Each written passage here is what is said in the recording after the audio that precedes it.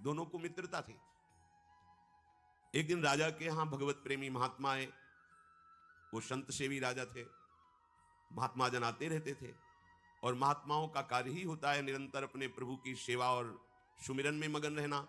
सेवा सुमिरन ये बहुत बड़ी सामर्थ्य है। अगर हम हर समय सेवा और सुमिरन में रहें तो कभी कोई माया प्रपंच हमें परास्त नहीं कर सकता। जहां हम सेवा सुमिरन से अलग हुए वहीं माया का प्रभाव पड़ता है। भगवान का शालिग्राम स्वरूप उनके पास था, खूब भाव से सेवा कर रहे थे और नवीन अवस्था की कोमल हृदय वाली ये दोनों सखियां देख रही थी।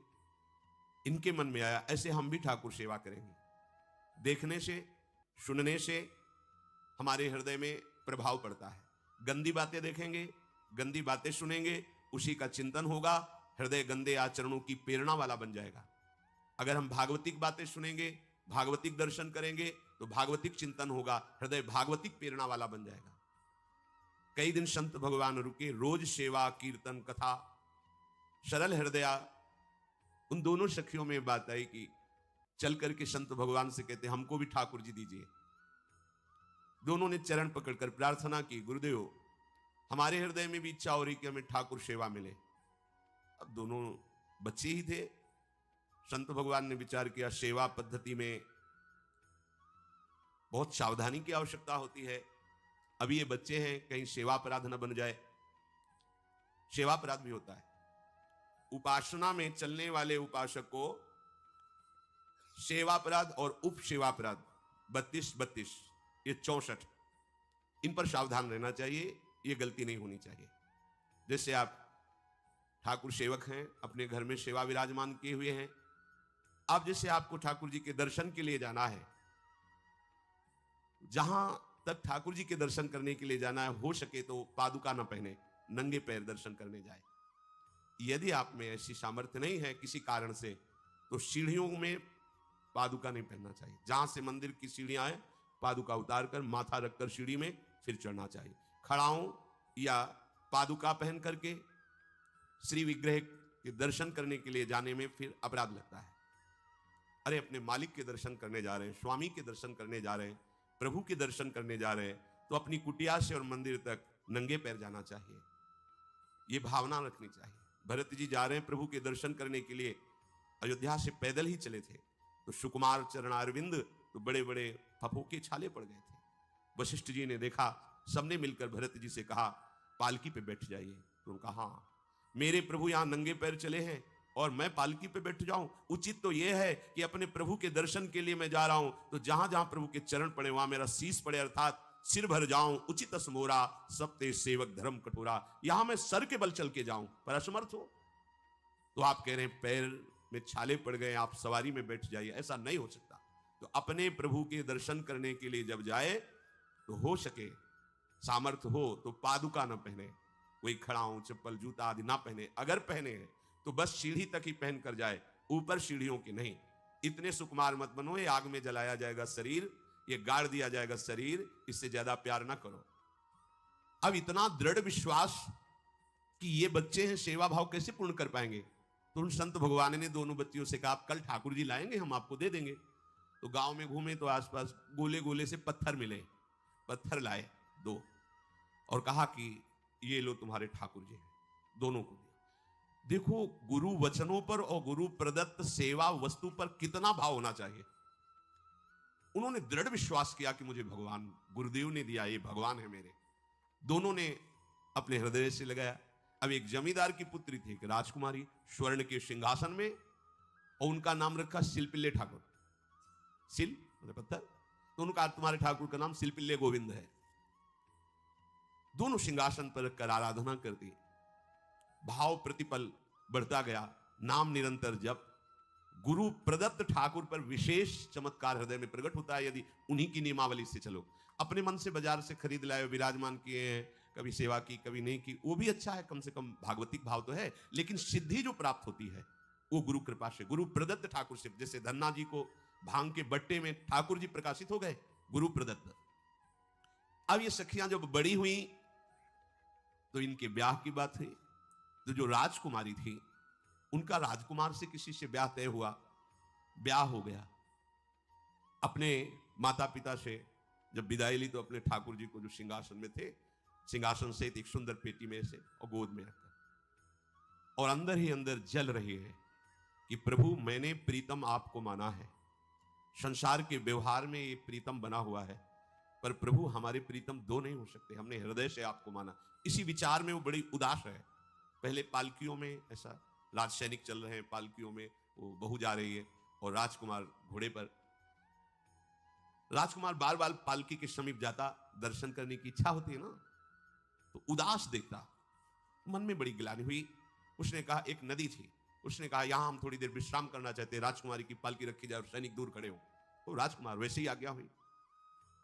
तो बात करना चाहते हैं, पर वो ना देखती है और ना बात करती है, और इतना सुंदर रूप, क्योंकि ब्रह्मचारिणी और भगवत आराधना। अब उसके हृदय में जलन हुई कि ऐसा क्या है जो हमसे बात नहीं कर रही। बस बार बार ऐसे पिटारी खोल के ऐसे ठाकुर जी को देखती।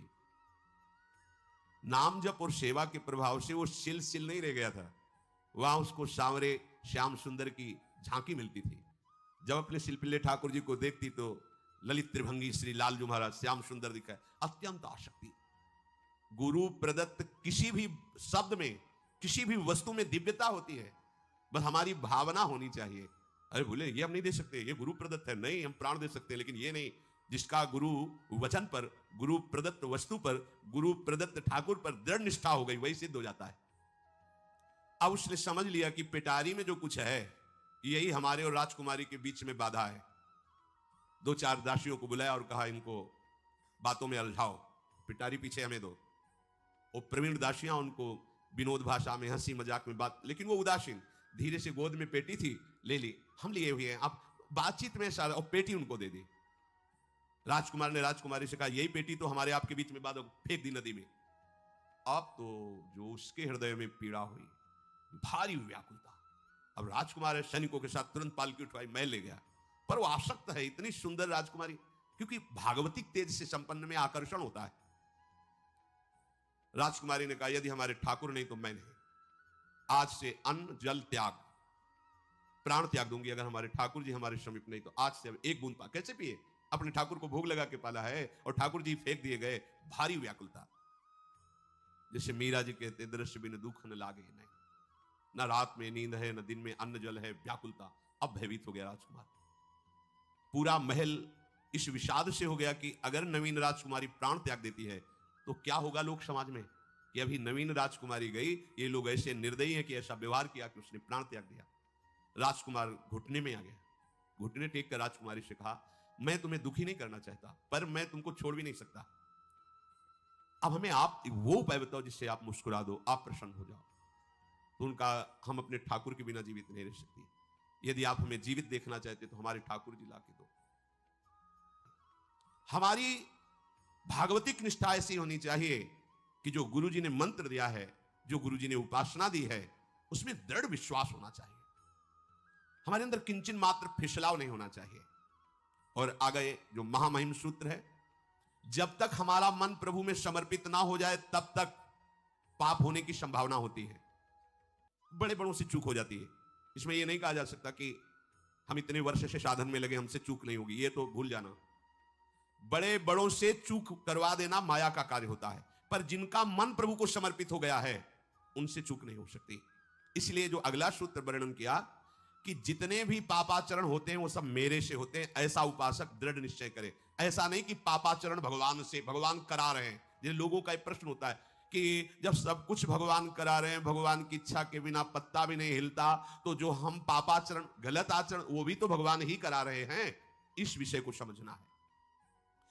आज के समाज का जो मानसिक स्तर है, जब हम त्याग की बात करते हैं कि गंदे आचरण नहीं करने चाहिए, तो जो समझाया जाता है, जो समझ है आज की आधुनिक, वो ये समझ है, कुछ ऐसे जनों ने ये निर्धारित भी किया है कि बहुत भोग कर लेने पर फिर समाधि की प्राप्ति होती है। अगर ऐसा होता तो लाखों लोग समाधि को प्राप्त होते, लाखों लोग बिना साधना के। क्यों? बचपन से लेकर के पूरे जीवन तक भोग ही भोग रहे, सब समाधि में पहुंच जाते। प्रायः सबके दिमाग में बात बैठी है कि अगर हम भोग ले तो हम मन को समझा सकते हैं, लेकिन आप बात अनुभव की समझ लीजिए कि आप भोगने के लिए जो ही गए तो मन के गुलाम बन करके गया, वो कभी तुम्हें मुक्त होने का अवसर नहीं देगा।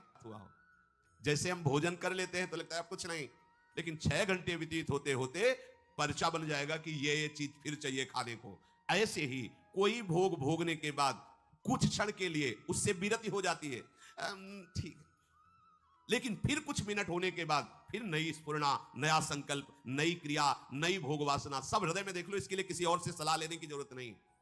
इसलिए ये जो संतों का मत है, शास्त्र का मत है कि भोगों के भोगने से भोग वासना दृढ़ होती है, कामना बढ़ती है, ना कि शांति मिलती है। लेकिन आधुनिकता में भोगों को भोगने से शांति मिलती है, ऐसी धारणा बनी हुई है, और ये गलत है। और ये इतनी गलत हो जाती है कि हम हत्या करने लगते हैं, हिंसा करने लगते हैं, पूज्य जनों के साथ दुर्व्यवहार करने लगते हैं।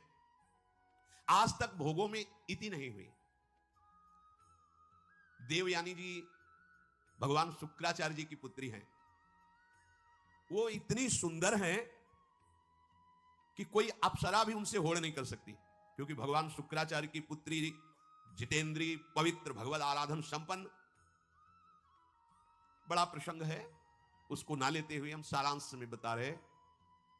वृषपर्वा की पुत्री शर्मिष्ठा, ये असुर राजकुमारी है, दैत्यराज वृषपर्वा, उनकी पुत्री शर्मिष्ठा, और दैत्य गुरु भगवान शुक्राचार्य उनकी पुत्री देवयानी बड़े समाज के साथ जंगल में गई हुई थी। एक बड़ा दिव्य सरोवर था, तो उसी में सब राजकुमारियां स्नान कर रही थी। अचानक वहां से कोई महात्मा निकले, तो जल्दी में सबने वस्त्र धारण किए। तो शर्मिष्ठा के वस्त्र देवयानी ने, और देवयानी के वस्त्र शर्मिष्ठा, वो महात्मा निकल गए। वहां कोई उनको टिकना तो था नहीं। देवयानी ने देखा कि मेरे पवित्र वस्त्र, देवयानी ने वस्त्र धारण नहीं किया शर्मिष्ठा के। जो महात्मा चले तो देखा कि हमारे वस्त्र राजपुत्री शर्मिष्ठा धारण किए। तो उनका, तुझे पता है मेरे वस्त्रों को स्पर्श करने का भी तेरे को अधिकार नहीं, तूने धारण कैसे कर लिया? तो उनका, ज्यादा मत बोल, इतना गुमान करके मत बोल। जैसे सब सेवक पलते हैं मेरे महाराज से, ऐसे तेरा पिता और तू भी मेरे महाराज के द्वारा ही पोषित है, क्योंकि वो तो राजा है, सारी सेवाएं वही देते हैं। ऐसा नहीं बोलना चाहिए, क्योंकि गुरु पुत्री है, आचार्य पुत्री है और सम्माननीय है। पर ऐसा वो बोल गई शर्मिष्ठा। देवयानी ने कहा, तुझे पता है अगर मेरे पिता की दृष्टि बदल जाए तो 2 मिनट में देवता तेरे पिता सहित संपूर्ण राज्य को नष्ट कर देंगे। मेरे पिताजी के भय से ही देवता आक्रमण नहीं कर। शुक्राचार्य मंत्रवेत्ता है। ज्यादा बात बढ़ गई तो राजकुमारी का शासन चलता है। उसने कहा इस गुरुपुत्री को उठाकर कुएं में डाल दिया जाए। और उस समय वस्त्र धारण नहीं की हुई थी, उनको उसी स्थिति में डाल दिया गया और वो चली गई। उसी समय शिकार खेलने के लिए महाराज ययाति चक्रवर्ती सम्राट, तो नेहा यादव जी गुरुग्राम से।